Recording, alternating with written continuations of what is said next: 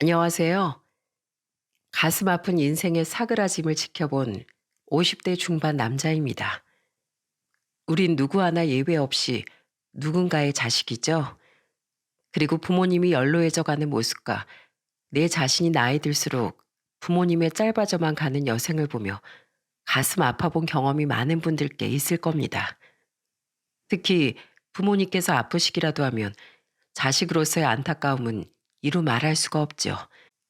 저는 자식으로서 그리고 사위로서 겪었던 제 아픔을 많은 분들께 공유하고 공감받고자 이렇게 사연을 적어보게 되었습니다.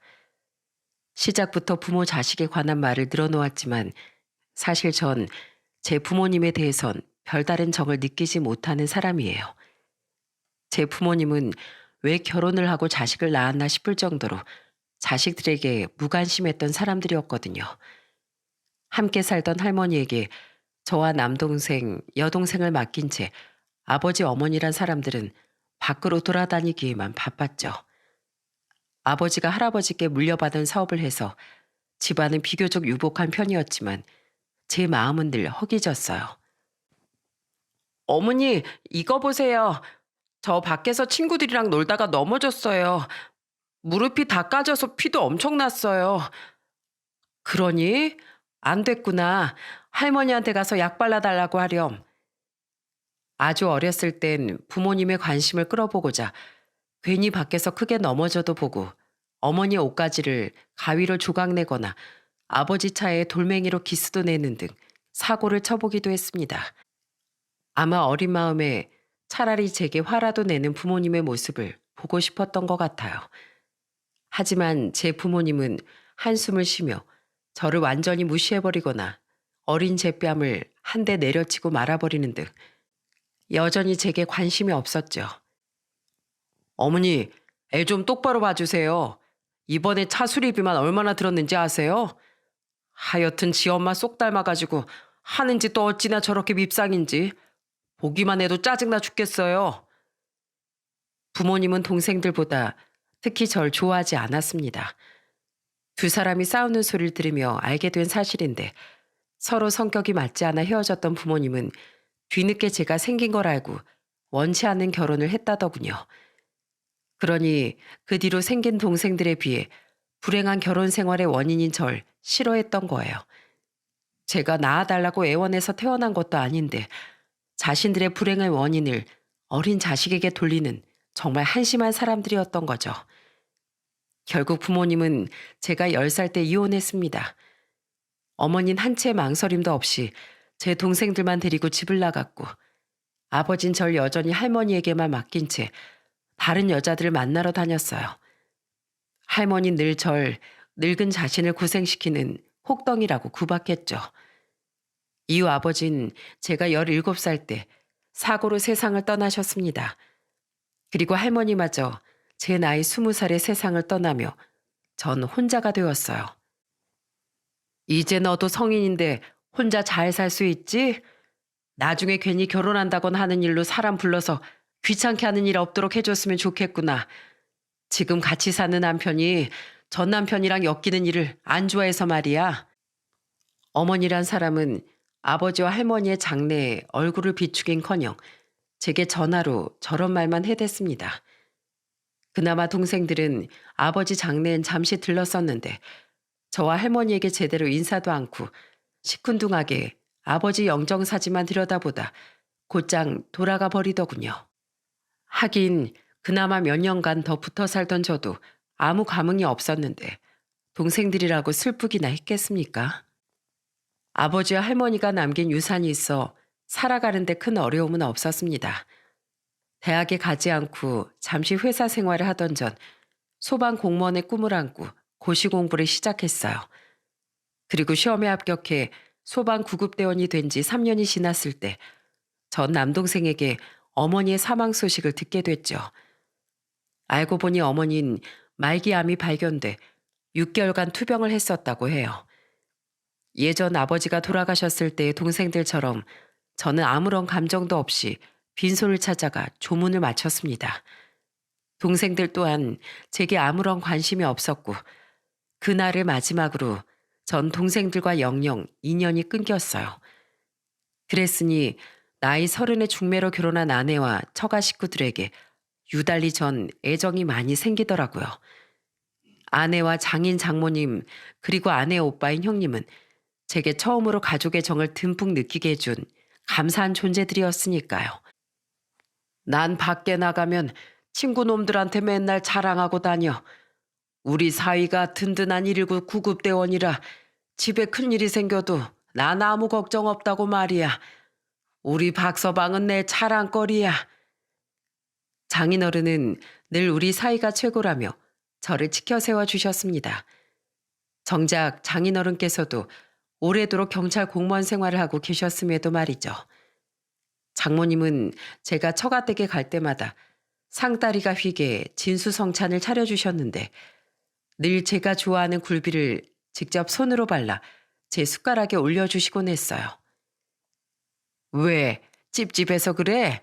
나 손 깨끗하게 씻었네, 박서방. 아니요, 그게 아니고요, 장모님. 누가 저한테 이렇게 생선을 발라준 게 처음이라서요. 잘 먹겠습니다. 처음엔 그런 상황이 너무 낯설고 어색해 저는 생선살이 올려진 제 숟가락을 물끄러미 쳐다봤습니다. 그리곤 어색하게 숟가락을 입에 넣었는데 괜히 눈가가 뜨거워지더라고요. 이렇듯 제 가정사를 결혼 전 제게 들었던 장인 장모님은 저를 안쓰럽게 여기곤 정말 친자식처럼 어여삐 여겨주셨죠. 우리 둘째 아들, 이번에 이 아버지한테 낚시 한번 배워볼 텐가? 내 소원이 사위랑 사이좋게 낚싯대 들이우고 소주도 한잔 하는 거였거든. 장인어른은 제게 종종 우리 둘째 아들 이렇게 불러주시기도 했습니다. 우리 아들이라는 다정한 지칭을 처음 들었던지라 그 말이 전 그렇게 좋을 수가 없더라고요. 장인어른께 낚시를 배운 뒤론 전 종종 장인어른과 형님과 셋이 낚시를 다니곤 했습니다. 바다 낚시, 저수지 낚시 가리지 않고 말이죠. 여보, 다음엔 당신도 애들이랑 같이 낚시 다녀올래? 아유, 난 됐어. 어릴 때 몇 번 아빠랑 오빠 따라서 엄마랑 같이 갔었는데 엄마랑 난 영 재미를 못 느끼겠더라고. 정 같이 가고 싶으면 우리 아들들만 데리고 다녀와. 난 간만에 푹 쉬고 좋지 뭐. 아내는 다정한 아내이자 두 아들의 엄마였습니다. 저 또한 우리 아들들에게 좋은 아빠가 돼주고 싶었어요. 제 아이들은 저와 다르게 아내처럼 부모의 사랑을 듬뿍 받고 자라게 해주고 싶었죠.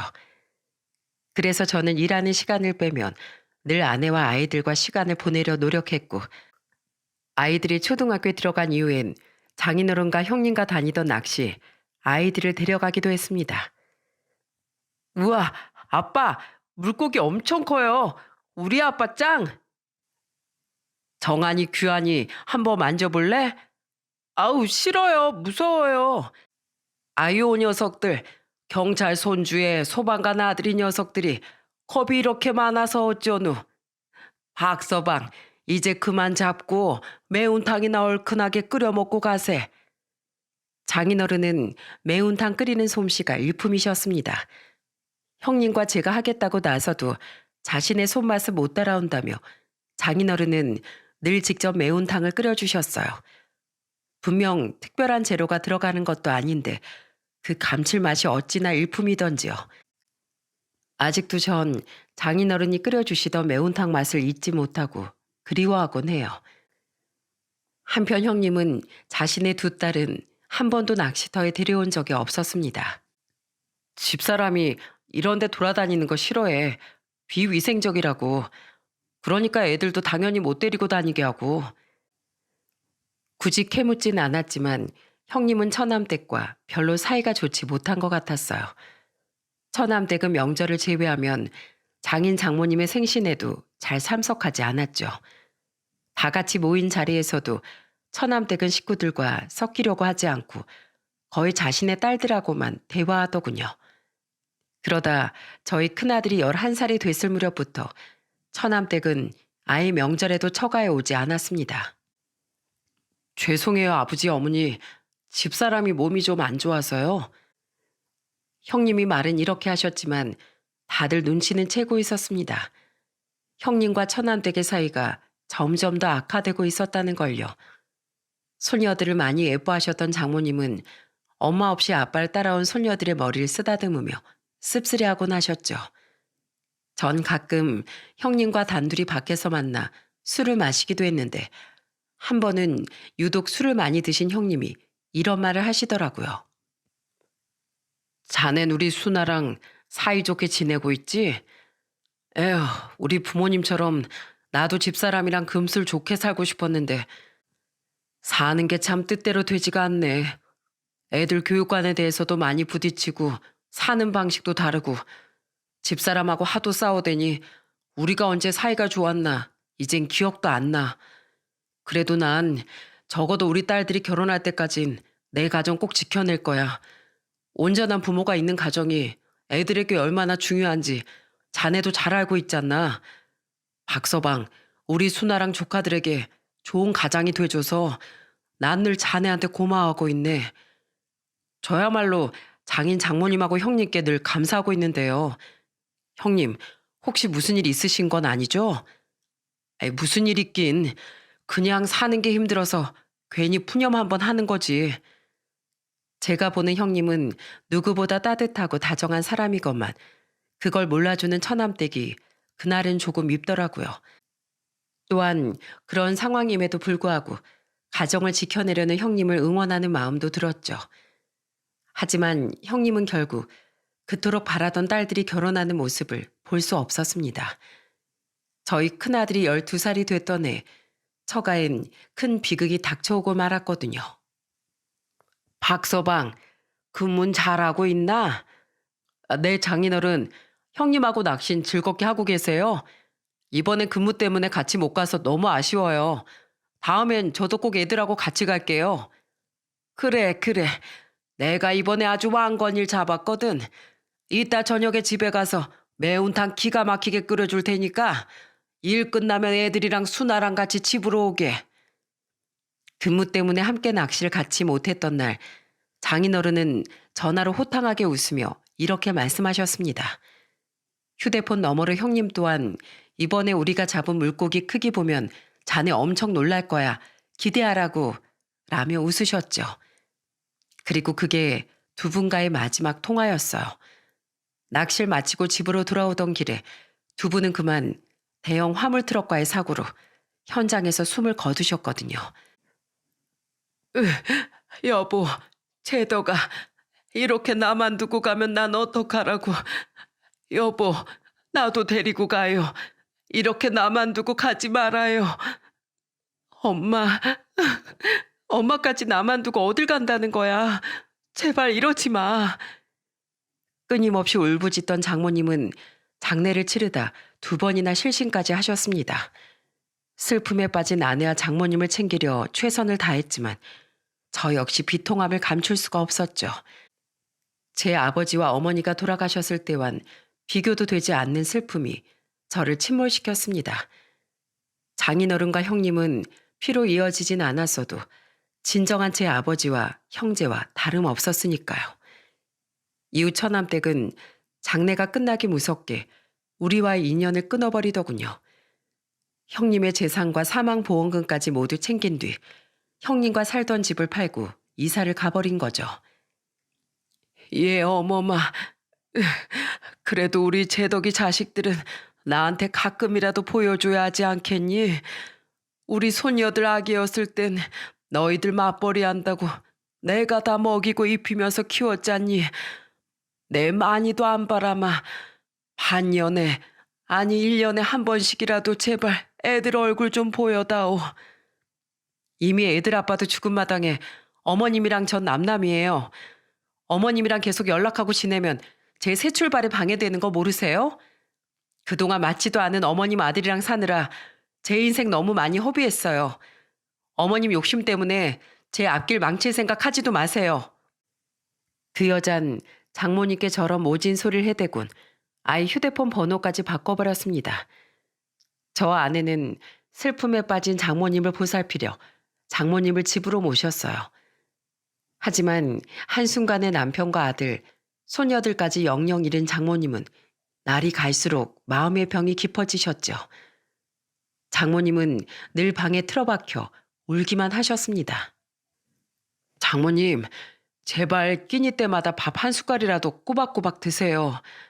이러다 정말 쓰러지시면 어쩌시려고 그래요. 내가 더 살아서 뭐 하겠나, 박서방. 차라리 얼른 이대로 우리 영감하고 제덕이들 따라가고만 싶네. 그럼 저랑 집사람은요? 장모님을 그렇게 좋아하는 우리 아들들은요? 장모님, 저한테 장모님은 제 어머니나 다름없는 분이라는 거 잘 아시잖아요. 저한테 그런 잔인한 말씀 자꾸 하실 거예요? 제발 절 생각해서라도 이러지 좀 마세요.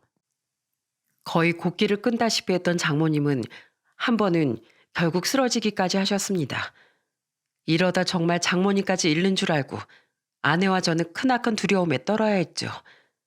아내와 저는 장모님을 정신의학과에 모시고 다니고 산으로 바다로 자주 바람도 쐬러 다니며 장모님의 우울증을 나아지게 하려 노력했어요. 다행히 꾸준한 치료와 우리의 노력으로 장모님은 조금씩 나아지시더군요. 하지만 길었던 마음의 병은 장모님께 또 다른 불행을 안겨주었습니다. 박서방, 미안한데 나 좀 데리러 와주게. 분명 시장을 보러 나왔는데 집에 가는 길을 내가 잊어버렸어. 네? 거기가 어디신데요? 보이는 건물이나 간판 좀 말씀해 주세요. 제가 당장 모시러 갈게요. 자꾸만 뭔가를 깜빡깜빡하던 장모님은 결국 치매 판정을 받으셨습니다. 장인어른과 형님이 돌아가신 뒤 6년 만의 일이었죠. 세상에서 가장 잔인하고 무서운 병이 치매라던데 정말 눈앞이 깜깜해지더라고요. 그 뒤 장모님의 치매 증상은 날이 갈수록 악화되어 갔습니다.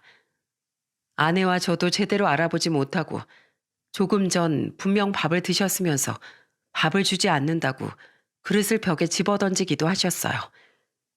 결국 아내와 전 2년 뒤 장모님을 요양병원에 모시게 됐죠.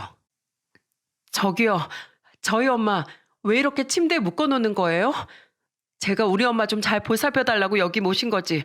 사람을 아예 움직이지도 못하게 이렇게 해두면 어쩌자는 거예요? 죄송해요. 근데 어머니께서 사람만 보면 자꾸 머리채를 뜯으시고 깨물고 괴롭히셔서 어쩔 수가 없었어요. 다른 환자분들도 너무 괴롭히시고 손에 물건이 잡히기만 하면 던져버리기도 하셔서요. 하지만 처음 면회 갔을 때 저와 아내는 기절할 뻔했습니다. 너무 난동이 심하다는 이유로 요양병원에선 장모님을 침대에 묶어놨더라고요. 물론 여러 환자를 돌봐야 하는 요양병원 특성상 그분들도 어쩔 수 없는 일이었다는 걸 머리론 이해했어요. 하지만 풀어달라며 엉엉 우는 장모님을 보니 몇 번의 면회 뒤엔 도저히 마음이 아파 그곳에 더는 모실 수가 없겠더라고요.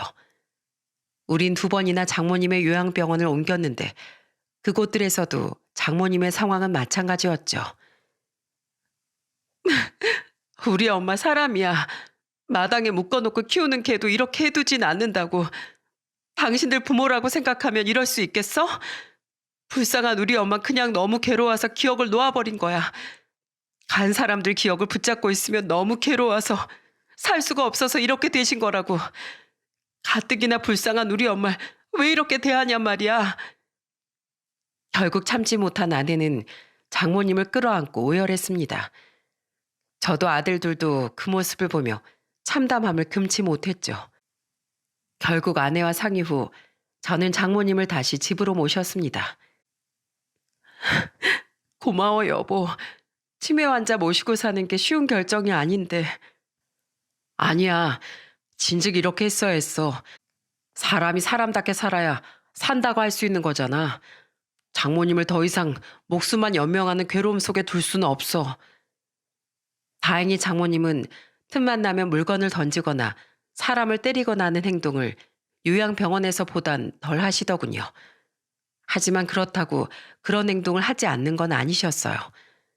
장모님은 여전히 계속 밥을 달라며 악을 쓰고 욕을 하셨고 목욕을 시키려는 아내 머리채를 잡고 침을 뱉기도 하셨죠. 엄마 괴롭히려는 거 아니야. 엄마 깨끗하게 해주려는 거야. 제발 이러지 좀 마. 여보, 내가 할게. 장모님, 제가 잠시 실례 좀 하겠습니다. 이 사위가 머리 시원하게 감겨드릴게요. 놔 이것들아. 나 물에 빠뜨려서 못 살게 구려는 거 누가 모를 줄 알아? 내 남편도 우리 아들도 다 물귀신이 잡아간 거야. 맨날 물가에 가니까 영영 무트로 못 가게 하려고 물귀신이 사고를 낸 거라고. 근데 이제 나까지 잡아가려고? 어림도 없지. 다치기도 많이 다치고 울기도 정말 많이 울었습니다. 한 번은 버둥대던 장모님의 팔꿈치에 맞아 눈이 퍼렇게 멍이 들기도 했죠. 전 그나마 근무하러 가는 시간이라도 있었지. 24시간 장모님 곁에 붙어있던 아내는 병이 나서 몇 번이나 병원에 입원을 하기도 했어요. 그럴 때마다 장모님을 대신 보살펴 준 건 바로 우리 아들들이었습니다. 장모님, 다녀왔습니다. 정한이 너 거기서 뭐 하고 있어?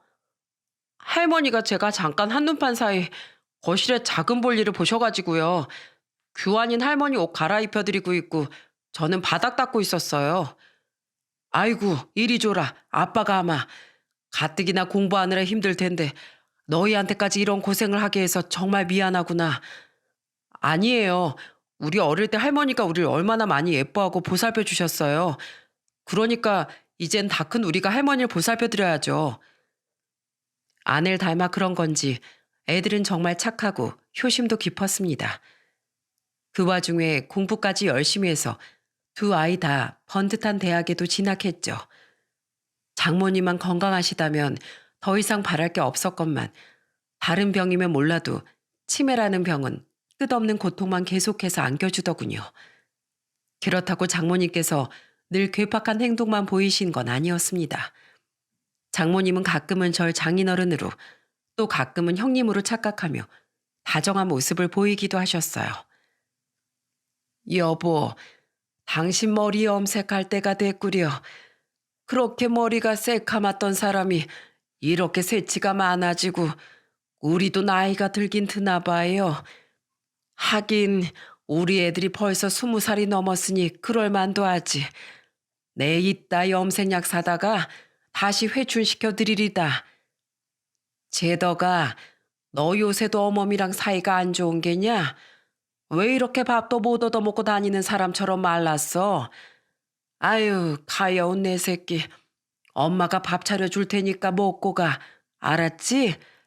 그리고 박서방한테 종종 전화해서 잘 챙겨줘. 정에 굶주리고 자라서 그런지 우리한테 얼마나 싹싹하게 자라니. 난 박서방 그런 모습 볼 때마다 더 마음이 짠해진다. 그래도 늦게나마 내 품에 날아들었으니 나 죽을 때까진 내가 자식으로 평생 품어주고 살아야지 싶어. 장모님은 저를 장인어른으로 착각하며 어느새 새치가 많아진 50대 제 머리를 쓰다듬기도 하셨고 어느 날은 형님으로 착각하며 형님과 제 걱정을 해주기도 하셨습니다.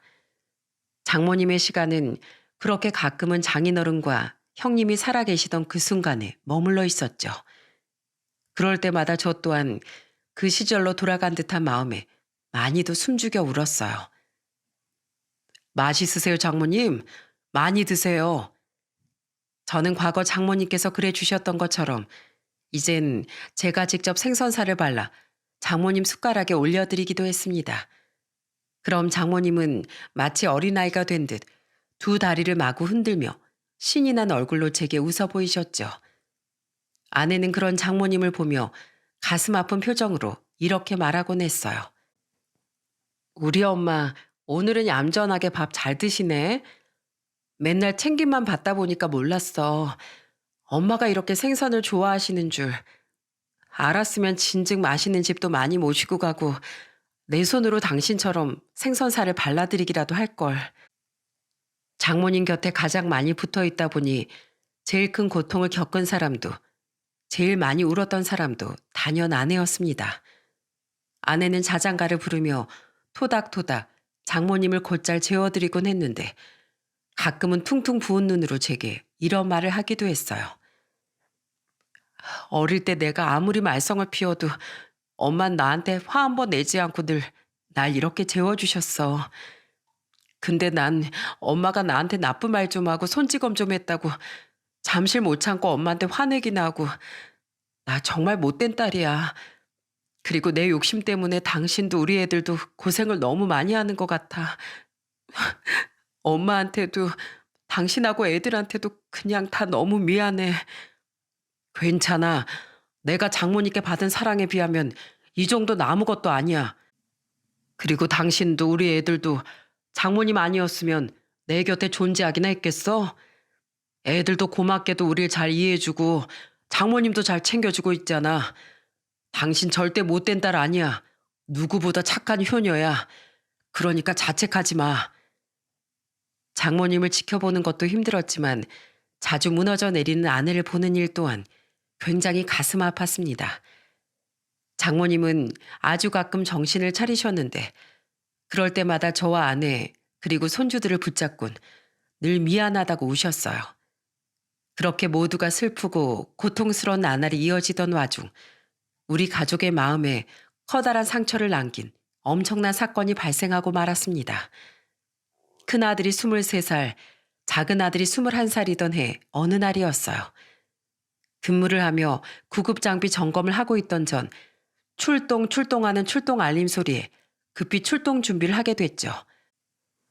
학교 갔다 집에 들어와 보니까 자기 어머니랑 할머니가 쓰러져 있었다고 아들이 긴급 신고했더라고요. 후임은 제게 간략히 신고 내용을 설명해 줬습니다. 그런데 신고가 들어온 집 주소를 본 전 순간 등골이 오싹해졌어요. 아들이 신고를 했다고? 이 주소가 정말 맞아? 그 주소는 바로 저희 집이었거든요. 혹시나 싶어 장비 점검하느라 잠시 못 봤던 휴대폰을 다급히 보니 제 휴대폰엔 큰아들의 부재중 전화가 5통이나 찍혀 있었죠. 그렇습니다. 신고를 한 사람은 대학생이었던 저희 큰아들이었고 쓰러져 있었다던 사람들은 바로 제 아내와 장모님이었던 거예요. 머리가 새하얘진 채 저는 다급히 구급차를 타고 저희 집으로 출동했습니다. 그곳엔 눈물로 얼굴이 범벅된 큰아들과 정말 쓰러져 있던 아내와 장모님이 있었죠. 여보, 이게 무슨 일이야? 정신 차려봐. 아빠, 엄마가. 그리고 들려오는 큰아들의 말에 저는 더 큰 충격에 빠졌습니다. 큰아들은 덜덜 떨리는 목소리로 아내가 장모님과 함께 극단적인 선택을 한 것 같다고 말했거든요. 큰아들의 손엔 아내가 남겼다던 유서가 들려 있었죠. 그 유서를 확인할 새도 없이 저는 함께 출동한 대원들과 함께 급히 장모님과 아내를 구급차로 옮겼어요. 다행히 아내와 장모님은 모두 숨이 붙어있는 상태였기에 빠른 병원 이송이 필요했으니까요. 여보, 조금만 버텨. 제발. 살 수 있어. 이렇게 날 떠날 생각은 절대 하지도 마. 장모님, 제발 조금만 버텨주세요. 병원에서 장모님과 아내가 긴급 치료를 받는 동안 저는 큰아들과 손을 붙잡고 기도했습니다. 대학 강의를 듣고 있던 작은 아들도 큰아들의 연락을 받고 사색이 된 채 뒤늦게 병원으로 달려왔죠. 아빠, 엄마랑 외할머니는요? 두 분 다 괜찮으신 거 맞죠? 아무 일 없겠죠? 그죠? 괜찮을 거다. 괜찮아야지. 괜찮아야 하고 말고. 저는 불안에 떠는 두 아들을 안심시키려고 노력했습니다. 어떻게든 가장으로서 든든한 모습을 보이고자 자꾸만 새어나오는 울음을 삼키려고 애를 썼어요. 사실은 바닥에 주저앉아 대성통곡이라도 하고 싶은 마음이었지만 말이죠. 하지만 뒤늦게 큰아들에게서 건네받은 아내의 유서를 읽는 순간 결국 참지 못하고 저는 그만 목 놓아 오열하고 말았습니다. 여보, 당신이 내 유서를 읽을 쯤엔 아마 난 엄마와 함께 아빠, 오빠 곁으로 가 있겠지? 미안해 여보. 당신한테 이런 슬픔을 안겨주고 떠나게 돼서. 근데 나 더는 우리 엄마의 고통스러운 모습을 못 지켜보겠어. 그리고 엄마 때문에 쉴 틈 없이 고생하는 당신에게도 한창 젊음을 즐기며 미래를 준비해 나가야 할 시기에 우리 애들한테도 나 더는 미안해서 희생을 강요할 수가 없겠더라. 그래서 나 자식으로서 책임지고 엄마를 모셔가려고 해. 당신과 애들을 위해서 그리고 엄마의 인간으로서의 존엄성을 조금이나마 지켜주기 위해서 말이야. 이런 비겁한 내 행동 절대 용서하지 마. 그리고 당신은 우리 애들이랑 같이 못다한 내 몫까지 더 행복하게 살아줘. 당신하고 애들을 만난 것만으로도 난 넘치게 가치 있는 삶을 살다가 그동안 정말 고마웠고 또 미안했어. 사랑해 여보. 정하나 규하나 비록 엄만 이렇게 먼저 가지만 너희들을 진심으로 아끼고 사랑했단다. 하늘에서 늘 너희들을 지켜보고 응원할게. 미안하다. 이 바보 같은 사람아. 나도 장모님 자식인데 왜 당신 혼자 모든 고통을 끌어안고 가려고 한 거야. 그동안 얼마나 괴롭고 슬펐으면 이런 선택을 다 한 거냐고. 구급대원 일을 하며 정말 많은 사람들의 생애 마지막을 보아왔습니다. 그만큼 나름대로 삶의 무게와 고통을 잘 안다고 생각했는데 정작 내 아내의 슬픔은 미처 전부 알아주지 못한 제 자신이 한심하고 원망스러웠어요. 오죽 고통스러웠으면 이런 선택을 했었을까 싶어 눈물이 멈추질 않았죠. 아내와 장모님은 다행히 생명엔 지장이 없었지만 곧장 깨어나지 못해 한동안 입원을 해야 했어요. 그리고 며칠 뒤 장모님보다 먼저 아내가 무사히 깨어났습니다. 아내는 눈을 뜨고 절 보자마자 힘없이 눈물을 흘리더군요. 여보, 정신이 들어? 나 알아보겠어? 결국 나 죽지 못했구나. 여보, 우리 엄만? 장모님도 무사하셔. 옆 병실에 따로 입원해 계시는데 아직 깨어나지 못하셨어. 지금 애들이 장모님 옆에 있어. 당신 정말 나한테 어떻게 이럴 수가 있어? 어? 난 정말 당신하고 장모님한테 무슨 일 생긴 줄 알고 너무 무서웠단 말이야. 미안해 여보. 난 그냥 너무 힘들었어. 엄마도 불쌍하고 당신하고 애들도 불쌍했어. 그런데 결국 엄마랑 같이 아빠 곁에 가지도 못하고 당신하고 애들 가슴에 큰 상처만 줬네. 아내는 제게 미안하다는 말을 하며 흐느꼈습니다. 저는 그런 아내의 손을 잡고 오열하며 애원하듯 말했죠. 괜찮아. 이렇게 무사히 깨어나 줬으면 됐어. 이렇게 살아있으니 된 거야. 그래도 여보, 2번 다시 이런 선택은 하지 마. 가족을 잃는 슬픔 당신도 잘 알잖아. 그런 슬픔을 나랑 애들한테까지 평생 지워줄 셈이야? 여보, 누구에게나 힘들고 고통스러운 시긴 있기 마련이잖아. 그럴 때 함께 견디고 서로 위로해주라고 있는 게 가족이잖아. 앞으로 참을 수 없을 만큼 힘들 땐 그냥 다 나한테 쏟아내. 마구 핥히고 울부짖어도 되고 욕을 하고 때려도 괜찮아. 그래서 당신 고통이 조금이나마 덜어지고 당신을 살게 할 수만 있다면 난 뭐든 다 할 수 있어. 그러니까 제발 나랑 애들만 두고 떠나갈 생각만 하지 마. 내가 당신한테도 장모님께도 더 잘할 테니까. 당신한테 그동안 힘이 못 돼줘서 정말 미안해. 당신은 지금도 넘칠 만큼 잘해주고 있는데 여기서 어떻게 뭘 더 잘해줘. 미안해 여보. 그냥 내가 너무 나약한 사람이라 이런 무책임한 선택을 한 거야. 그러니까 나한테 미안하단 말 하지 마. 당신한테도 애들한테도 내가 잘못했어. 그리고 우리 엄마한테도 내가 씻을 수 없는 죄를 저질렀어. 괜찮아. 다 괜찮아. 사람은 죽을 만큼 힘들면 누구나 한 번씩 나쁜 생각을 하기도 해. 장모님도 당신도 무사하니까 우리한테는 아무 일도 없었던 거야. 그리고 전 밀려오는 죄책감에 정신을 차리지 못하고 흐느끼는 아내를 꼭 안아주었습니다. 괜찮아, 괜찮아 하고 속삭이며 진정될 때까지 아내의 등을 두드려줬죠. 아내가 깨어났다는 이야기를 듣고 달려온 아들들은 약한 모습의 아내를 부둥켜 안고 엉엉 울었습니다. 아내는 그런 아이들에게도 자신이 너무 나약하고 못난 엄마라 미안하다고 말하며 흐느끼더군요. 아니에요, 엄마. 그동안 저희가 엄마를 더 도와드렸어야 했는데 그러지 못해서 죄송해요. 착한 아들들은 그런 아내를 원망 한 번 않고 오히려 자신들이 죄송하다고 말하더군요. 그런 아들들 덕에 아내가 조금이나마 위로를 받는 것 같아 너무나도 고마웠어요. 그리고 아내가 깨어난 지 몇 시간 뒤 장모님께서도 뒤이어 정신을 차리셨습니다. 아내는 그런 장모님께 달려가 아직 회복도 덜 된 몸으로 장모님을 껴안고 대성통곡을 했죠. 엄마, 내가 미안해. 내가 엄마한테 대체 무슨 짓을 한 건지.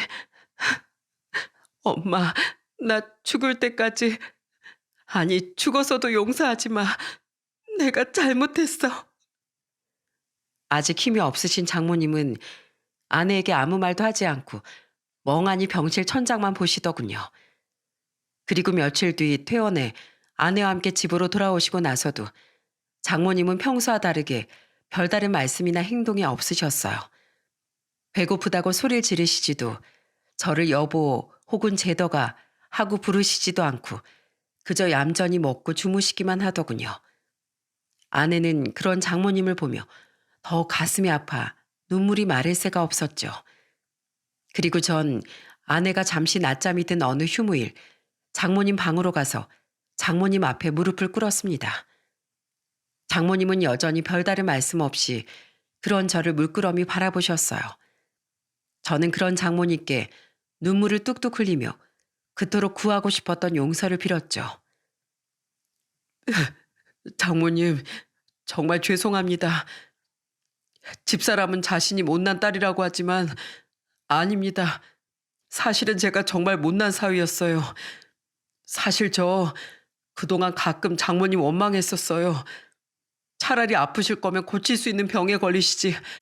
왜 하필 치매란 병에 걸려서 제 아내를 애들이 이렇게 고생시키시나. 대체 언제 돌아가셔서 우리 고통을 끝내주실 건가. 길어 몹쓸 생각을 하면서요. 장모님이 저한테 얼마나 잘해주셨는데 제가 그러면 안 됐던 거잖아요. 말만 제가 장모님 자식이나 다름없다고 했지 아내처럼 자기 목숨을 걸고 끝까지 장모님을 지키려는 생각 같은 거 전 하지도 못했어요.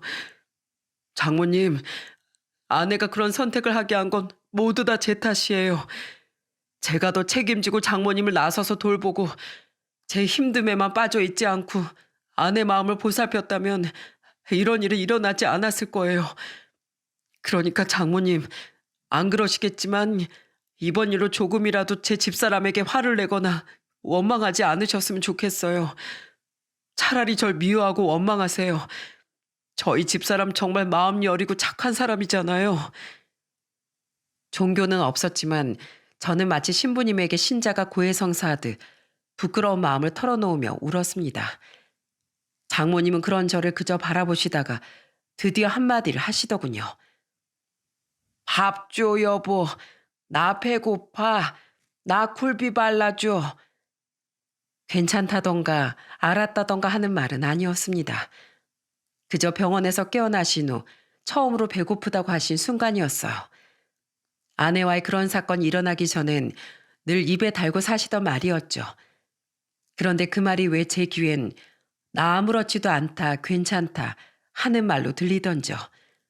누군가는 죄책감을 덜기 위한 자기 합리화라고 말해도 할 말 없지만 당시엔 정말 그 말에 눈물이 왈칵 쏟아지더군요. 네, 장모님. 얼른 제가 굴비 구워서 밥 차려드릴게요. 굴비살도 듬뿍듬뿍 발라드릴게요. 저는 곧장 주방으로 가 냉동실에 있던 굴비를 녹여 구우며 밥을 차렸습니다.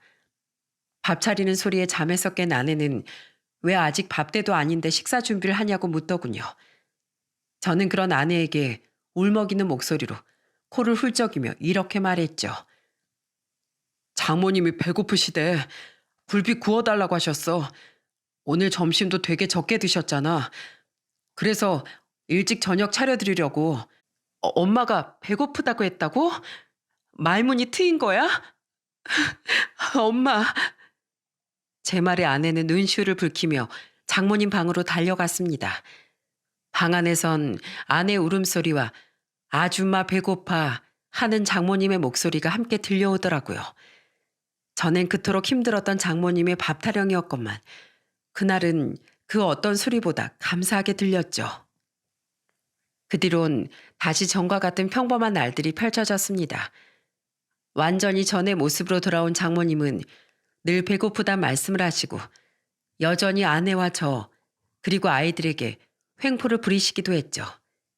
하지만 우린 꾹 참고 장모님께 더 잘하려고 노력했어요. 한번 장모님을 잃을 뻔한 경험을 하자 장모님의 소중함을 절실히 느낄 수 있었거든요. 대신 아내와 전 아이들을 따로 독립시키려고 했습니다. 고생은 우리만으로도 충분하다. 전셋집 하나 구해줄 테니까 너흰 외할머니 걱정은 말고 나가서 공부만 열심히 해. 아니에요, 아버지. 저희도 외할머니 옆에 있을래요. 두부만 고생하시게 둘 수는 없어요. 맞아요, 아버지. 저랑 형이랑 가끔 얘기했는데요. 지금 최선을 다하지 않으면 나중에 외할머니 돌아가시고 정말 많이 후회할 것 같아요. 가끔은 외할머니가 원망스럽고 미울 때도 있겠지만 그래도 외할머니 옆에서 직접 투정 부릴래요. 그게 가족이잖아요. 고맙고 의젓한 아이들의 말에 가슴이 뭉클해졌습니다. 옆에서 듣던 아내도 우리 아들들이 부모인 자신보다 낫다며 아이들을 끌어안고 눈가를 붉혔죠. 아이들은 저와 아내처럼 내심 느끼고 있던 모양이었어요. 장모님께 남은 시간이 이제 정말 얼마 남지 않았다는 걸 말입니다.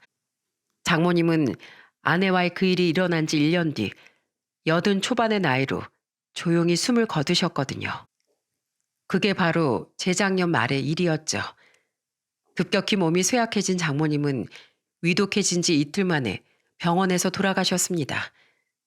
그런데 잠시 아이들과 아내가 자리를 비운 사이 혼자 장모님 곁에 남았던 전 기적을 경험했어요. 박서방, 저 장모님? 지금 저 알아보신 거예요? 의식이 없던 장모님은 임종 직전 갑자기 제정신을 되찾으신 겁니다. 나중에 의사의 말로는 죽음을 목도에 둔 치매 환자들이 종종 이런 기적적인 현상을 보인다고 하더군요. 너무 오랜만에 들어보는 장모님의 박서방이라는 말에 눈물이 사정없이 흘러내리더군요. 저는 저를 다정히 바라보는 장모님의 손을 잡고 그저 장모님 하는 말만 내뱉었어요. 그리고 장모님은 제게 마지막 유언을 남기셨죠. 박서방, 그동안 나 때문에 고생이 많았지? 결혼 전에 부모 때문에 마음고생 많이 하고 산 자네한테 장모인 나까지 고생시켜서 정말 미안하네. 박서방, 자네가 우리 순아랑 결혼하겠다고 처음 우리 집에 허락 받으러 온 날 있지 않은가? 그날 긴장해서 연신 이마에 땀을 닦아대는 자네를 보는데 한눈에 알아봤네. 내 자식이 될 청년이구나. 내가 꼭 품어줘야 할 아이로구나. 하고 말이야. 부모 자식이 될 인연은 따로 있는지 자네를 보는 내내 그날 마음이 참 아리면서도 따뜻했어. 박서방, 우리 둘째 아들 동우가 우리 딸을 행복하게 만들어줘서 나한테 소중한 손주들을 안겨줘서 그리고 마지막으로 내 아들이 되어 끝까지 내 곁을 지켜줘서 진심으로 고맙네. 동욱이 너만 좋다면 다음 생엔 내 진짜 친아들로 태어나 주겠니? 그땐 어린 네 마음에 아무런 상처도 남지 않도록 내가 정말 좋은 엄마가 되어주마. 동우가 나 가고 나서도 우리 마음 여린 순아랑 정한이, 규환이 잘 부탁한다. 네, 꼭 그럴게요, 장모님. 그리고 저랑 약속하신 거예요? 꼭 다음 생엔 제 어머니가 돼주기로 하신 거예요? 이번 생엔 좋은 남편, 좋은 아빠로서 열심히 살다 갈게요. 그러니까 다음 생엔 저 꼭 좋은 아들도 되게 해주세요.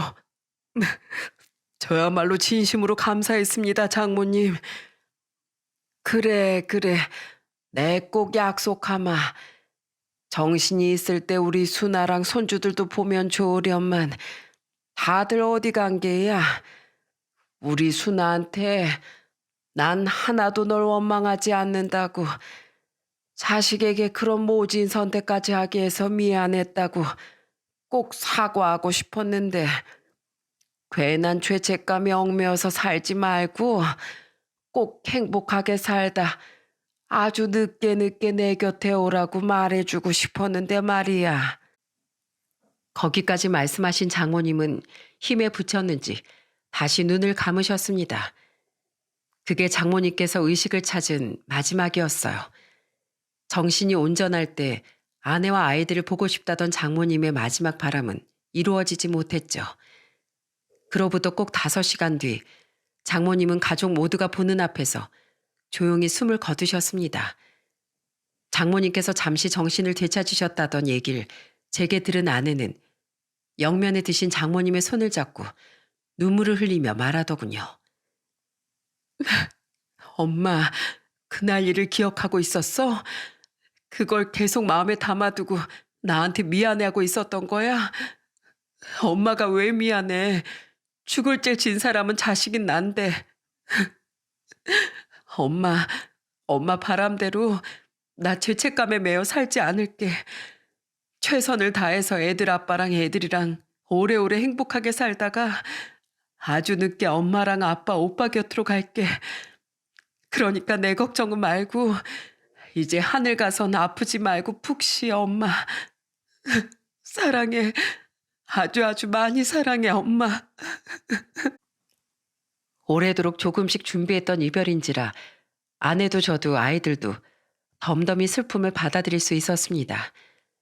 물론 아직도 집에 남아있는 장모님의 물건이나 따뜻하게 구워진 굴비를 보면 장모님 생각에 왈칵 눈물이 차오르곤 해요. 아내 또한 가끔 혼자 장모님의 방에 누워 생전 장모님을 재웠듯 괜히 방바닥을 토닥토닥 두드리곤 하죠. 아이들도 지나치게 조용해진 집안이 어색한지 한동안 장모님께서 유일하게 좋아하시던 옛날 방송을 TV로 틀어놓곤 하더라고요. 그래도 우린 조금씩 슬픔을 딛고 앞으로의 삶을 위해 나아가고 있습니다. 만남과 이별을 반복하며 먼저 떠나간 이를 가슴에 품고 나아가는 것, 그것이 삶이라는 걸 조금씩 깨달아 나가면서요. 아내는 장모님을 떠나보낸 후 요양보호사 자격증 시험을 본 후 요양보호사로 일하고 있어요. 장모님처럼 치매로 고통을 겪는 분들과 한시도 걱정을 놓을 수 없는 보호자들을 위해 일하고 싶다면서요. 그렇게 오래 장모님의 병으로 힘들어했으면서 남을 위해 그런 마음을 가질 수 있는 아내가 저는 진심으로 존경스럽습니다. 저희 두 아들은 아직 성실하게 대학교 공부를 하고 있어요. 두 아들이 모두 대학을 졸업하고 어엿한 사회인이 됐을 때쯤 저 또한 은퇴를 하겠죠. 그때까지 전 여전히 제 도움을 필요로 하는 곳이면 어디든지 달려가 사회의 따뜻한 온기를 전하며 살 생각입니다. 그리고 은퇴 후엔 아내와 같은 뜻을 가지고 치매 환자를 위한 봉사를 하며 제 노후를 보내고 싶네요. 부디 제 도움의 손길이 우리 가족과 비슷한 어려움을 겪고 있는 분들께 조금이나마 도움이 되길 바라는 마음으로 말이죠. 이렇게 최선을 다해 살다 먼 훗날 하늘에 계신 장인 장모님 그리고 형님을 만나게 되면 세 분은 분명 우리를 칭찬해 주시겠죠. 그날만을 기다리며 저는 오늘도 내일도 아내와 아이들과 함께 묵묵히 주어진 삶을 열심히 살아내려고 합니다. 저와 아내처럼 쓰러져가는 부모님의 젊음 혹은 건강을 보며 많은 분들의 가슴이 무너져 내리고 있을 겁니다. 하지만 가장 부질없는 것이 바로 흘러가는 세월에 대해 마냥 슬퍼하고 아쉬워만 하고 있는 일 아니겠어요? 그러니 시간이 더 늦어 정말 후회하기 전에 여러분 모두 부모님께 그리고 자식들과 모든 가족들에게 사랑한다는 말 한 번이라도 더 할 수 있는 오늘이 되셨으면 좋겠습니다. 마지막으로 돌아가신 장인 장모님과 형님께 인사를 드리며 이만 사연을 마치겠습니다. 장인어른, 형님, 잘 지내고 계세요? 전 두 분이 돌아가신 후 그 좋아하던 낚시엔 손도 못 대고 있습니다. 그리고 장인어른께서 끓여주시던 매운탕 맛은 그 어떤 맛집을 가도 느낄 수가 없더라고요. 먼 훗날 하늘에서 다시 만나게 되면 꼭 두 분과 함께 낚싯대를 들이우고 장인어른께서 끓여주시던 매운탕을 먹고 싶네요. 그리고 장모님, 하늘에선 더 이상 아프지 않고 평안하시죠? 그곳에서 늘 지켜봐 주세요. 장모님께 제가 했던 다짐대로 죽을 때까지 전 제 아내와 아이들을 행복하게 만들어주기 위해 최선을 다하며 살다 갈 테니까요. 그러니까 다음 생엔 제 어머니로 태어나 주시겠다는 약속 절대 까먹으시면 안 됩니다. 아셨죠? 세 분 다 너무 그립고 보고 싶습니다. 외롭던 절 진심으로 가족으로 품어준 세 분께 늘 감사하면서 살아갈게요. 과거에도 지금도 앞으로도요. 먼 훗날 뵙게 될 그날까지 그곳에도 모두 건강하세요. 여전히 많이 사랑합니다. 사연 끝까지 들어주신 모든 분들께 감사 인사를 드립니다. 모두들 행복하세요.